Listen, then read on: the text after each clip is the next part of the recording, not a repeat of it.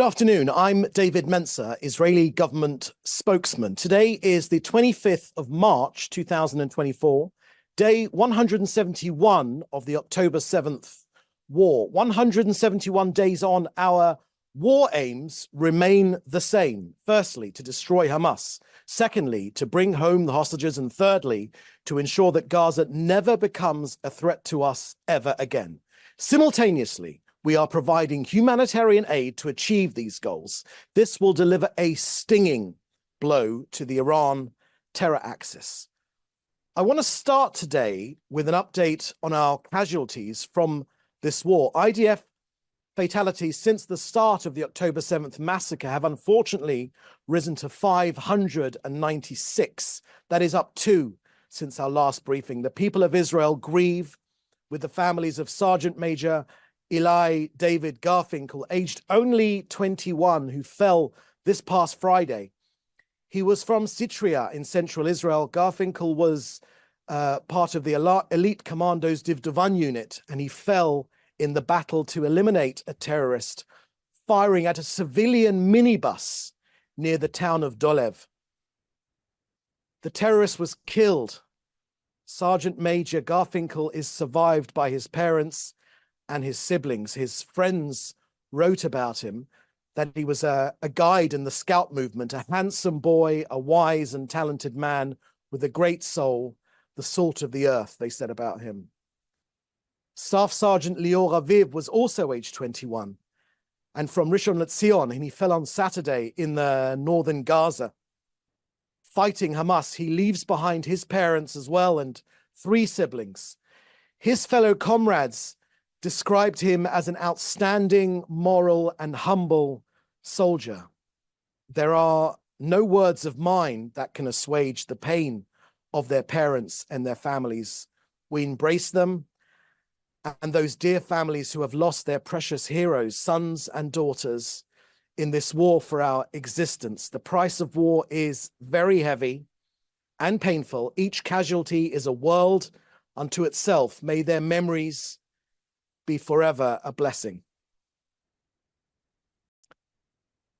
Now an update from the north of Israel. Overnight, around 15 launches from Lebanon were fired towards an IDF post near Manara. 50 launches were fired into Israel on Sunday, on Purim.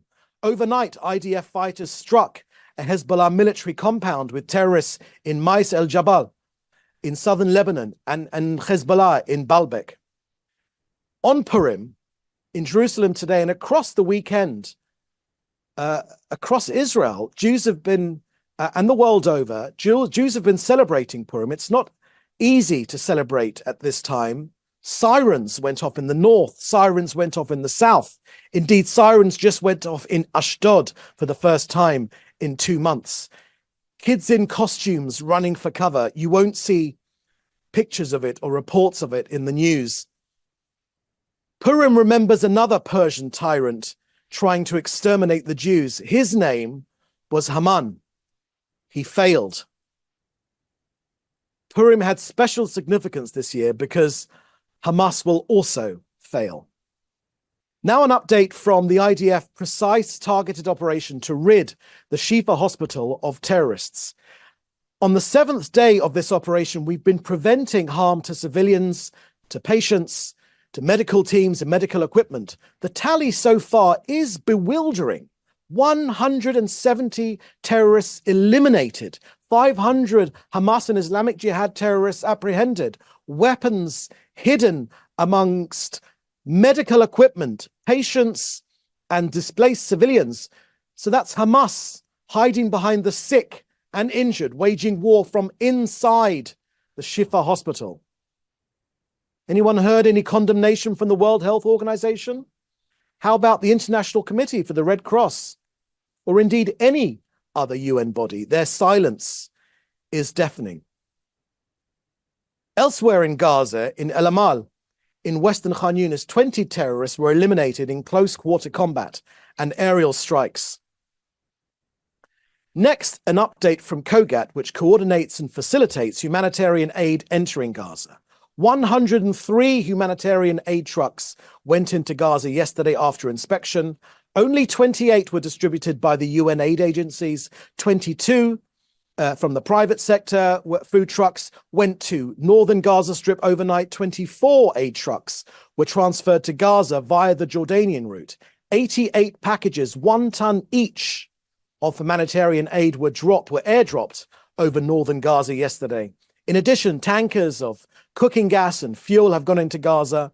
The usual 10 a.m. to 2 p.m. humanitarian pause took place today in Al-Shabura neighborhood in Rafah to allow the movement of humanitarian aid. These are the real figures. The UN quotes Hamas figures uncritically, the same Hamas that claims that Jews are descendants of pigs and monkeys. There is stable food supply in southern Gaza. Markets are bustling. Food stocks are piled high in the aid agency warehouses. In northern Gaza, our proactive measures are providing relief. Now, UNRWA went over 6 weeks without requesting a single aid convoy. Only over the past few days, they have made but 3 requests. You know, Hamas's objective is to create an image of humanitarian crisis. Where there is hunger in Gaza, it is hunger orchestrated by Hamas. These are the images they create. These are the images they want you to see. I can guarantee these 3 things. I've said them before. No one in Hamas is hungry. Number 2, Hamas and other criminal and terrorist gangs steal the aid. And number 3, Hamas wants to maximize the suffering of ordinary civilians. Why? To stop the war, to protect their own skins. Today and every day, by air, land and sea, aid is entering Gaza. And as for UNRWA, you know, many are working hard to keep Hamas in power and keep UNRWA relevant. Let me reiterate the Israeli position. UNRWA is a front for Hamas. UNRWA employees actively participated in the October 7th massacre. UNRWA employees took and held Israeli civilians hostage. The UNRWA HQ served as a literal cover for a Hamas server farm and intelligence base. UNRWA is not part of the solution. It is part of the problem. UNRWA is tainted with terrorism. Their primary goal is to perpetuate the Palestinian refugee problem. Their leaders disseminate libel, and therefore the organization needs to be dissolved. That brings us to the end of today's briefing. I will now take your questions in the chat. Please state your news outlet, and now I'll be happy to take your questions.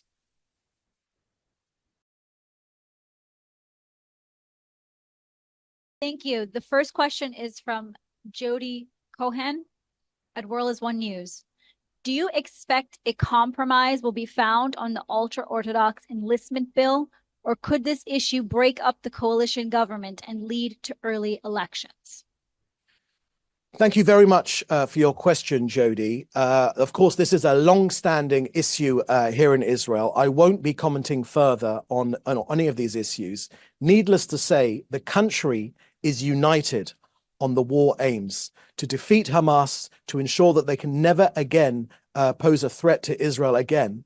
And of course, getting our hostages home. Those are the 3 war aims which have universal, almost universal, across Israel appeal and support. But as for that issue, I'm afraid you'll have to ask the politicians and the protagonists involved. Thank you. There's another question now from David Clement of the News Forum. The head of UNRWA is accusing Israel of blocking aid in northern Gaza. Can the PMO confirm whether or not that is true? I think I've made the Israeli position on UNRWA absolutely clear. UNRWA are a front for Hamas. I'll say this again. UNRWA are a front for Hamas. They are part of the problem. They perpetuate the conflict. They fill people's minds, unfortunately, in Gaza and also in the Yehuda v'Shomron, the Judea and Samaria. They fill their minds with the idea that one day Palestinian refugees will be able to return to Jaffa and to Haifa. Nothing could be further from the truth. UNRWA are part of the problem, and we will now stop working with them. We are actively phasing out the use of UNRWA because they perpetuate the conflict rather than try and alleviate the conflict. Thank you. There's another question from Joel Pollock of Breitbart News. Vice President Kamala Harris told ABC News yesterday that she has, and I quote, studied the maps, and that it is not possible to evacuate civilians from Rafah before the Israeli operation there. Is she correct on the maps?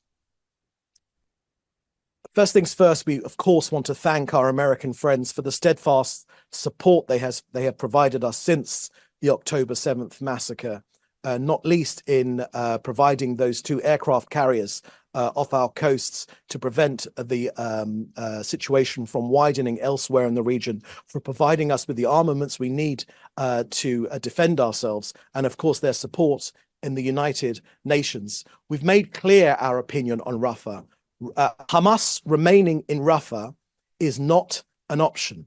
It would be the same as if the Allies allowed Hitler and the Nazis to remain in Berlin.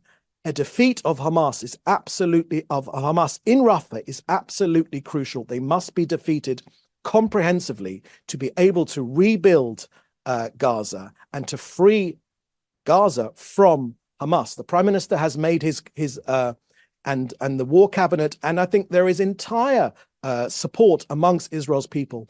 We will not allow Hamas to remain in Rafah. We will not allow it. And of course, a key part of our plan is to move innocent civilians out of harm's way. We've done it before. You know, people are always telling Israelis it can't be done. People told David Ben-Gurion, you shouldn't declare a state in 1948, but he did it. You know, when you tell an Israeli, no, it can't be done, what he hears is, all right, so there's a chance then. So I want to be clear about this. If Hamas are in Rafah, we will defeat those 4 battalions in Rafah. They will be defeated. It is key to making sure that Hamas is not able to recoup its losses, to rebuild itself, and to retake Gaza. That is the way to rebuild Gaza.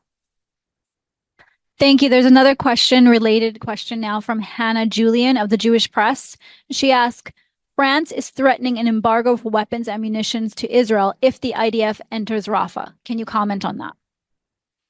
Well, I think in my last answer, I gave the Prime Minister and the War Cabinet and the entire Israeli population's view on leaving Hamas standing in Rafah. We will not allow it to happen. It is a key part of our war aims. Hamas remaining in Rafah is essentially us admitting to defeat, and that will not happen. You know, there's a reason why you don't see many Hamas spokespeople in the media. It's because every time they are interviewed, they say they would like to do the October the 7th massacre again and again and again. Hamas cannot be allowed to remain in Rafah. So our opinions on Rafah and the necessity of the action in Rafah are absolutely clear. Hamas must be defeated, including in Rafah. As for the French question, I think it'll be probably best if you ask the French what their intentions are. Thank you. There's another question now from the Swedish News Bulletin. They're asking